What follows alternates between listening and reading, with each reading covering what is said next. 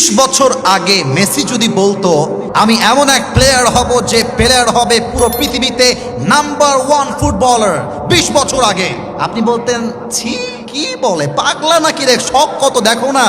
Elon Musk যদি আজ থেকে 25 বছর আগে বলতো I will be the most richest man ever in the world, আমি ইলন মাস্ক হব পৃথিবীর নাম্বার 1 ধনী, আমার আশেপাশে কেউ আসতেই পারবে না, আপনি হাসতেন। 1990 সালে যদি শাহরুখ খান বলতো এক দিন मैं মুম্বাই पर রাজ করুঙ্গা, আপনি হাসতেন। কিন্তু আজ যদি আপনার সামনে মেসি দাঁড়িয়ে যায়, ইলন মাস্ক দাঁড়িয়ে যায়, আপনি যতই পরকালমুখী লোক হন না কেন, আপনি বলতে বাধ্য হবেন দুনিয়ার সফলতার ক্ষেত্রে তারাই হচ্ছে সেরা। এর দ্বারা মেসেজ কি?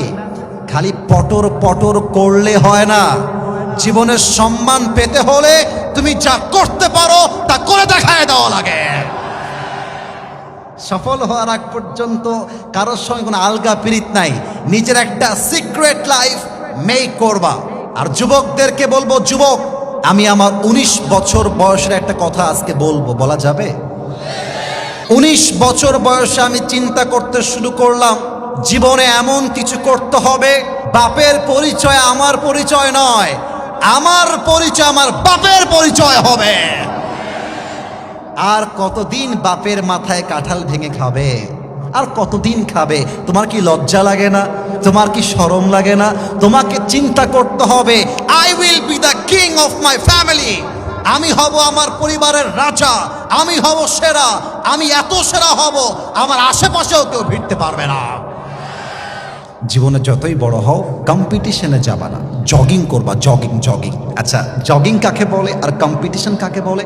কম্পিটিশন মানে হচ্ছে, আমার খতিব সাহেব আমার ডান পাশে বসে আছেন, খতিব সাহেবের ঢাকার গুলশানে একটা ফ্ল্যাট আছে, for an example I am talking about on this matter. গুলশানে ফ্ল্যাট আছে, বসুন্ধরায় ফ্ল্যাট আছে, আর 2টা ফেরারি আছে, 3টা BMW আছে, আর একটা মার্সিডিজ আছে। আমার কাছে এক্সাম্পল, উদাহরণ, আর আমার কাছে আছে জাস্ট একটা কার। কম্পিটিশন মানে হচ্ছে ওনার যেহেতু আছে আমারও লাগবে, দ্যাট ইজ কল্ড কম্পিটিশন, প্রতিযোগিতা।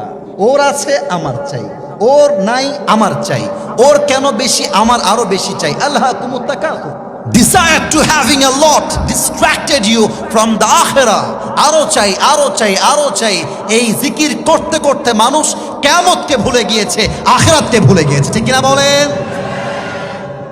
দিস ইজ কল্ড কম্পিটিশন, এটা করা যাবে না। জগিং কেমন দেখেন, ফজরের নামাজের পরে আপনি কুড়িগ্রামের রাজার হাটে জগিং করবেন, you know just like kind of gym, healthy life, একটু দৌড়াবো, একটু হাঁটবো, একটু এরকম এরকম করবো, শরীরটা কি হবে, অ্যাক্টিভ হবে। খেয়াল করেন তো, সকালে যখন দৌড়াতে বের হন, হাঁটতে বের হন, আপনার সামনে কে গেল পেছনে কে গেল, ইউ ডোন্ট কেয়ার, সামনে যাচ্ছে যাক না, পেছনে যাচ্ছে যাক না, আমার কোনো দেখার টাইমই নাই। আমি যাব, হাঁটবো, শরীরটা ভালো হবে, I will come back to my home again. কিন্তু যদি দৌড় প্রতিযোগিতা হয়, দেখবেন কুকুরের মতো মানুষ দৌড়ায়। এখান দিয়ে আমি নিজে দেখেছি, এখান দিয়ে থুতু বের হচ্ছে, এ পাশ দিয়ে সাদা সাদা ফেনা বের হচ্ছে, তাও দৌড়াচ্ছে, কারণ কম্পিটিশন।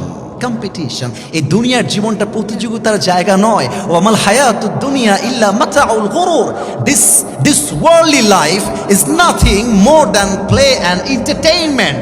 এই দুনিয়ার জীবনটা একটা খেল তামাশা ছাড়া আর কিছুই তো হতে পারে না, ঠিক কিনা বলেন?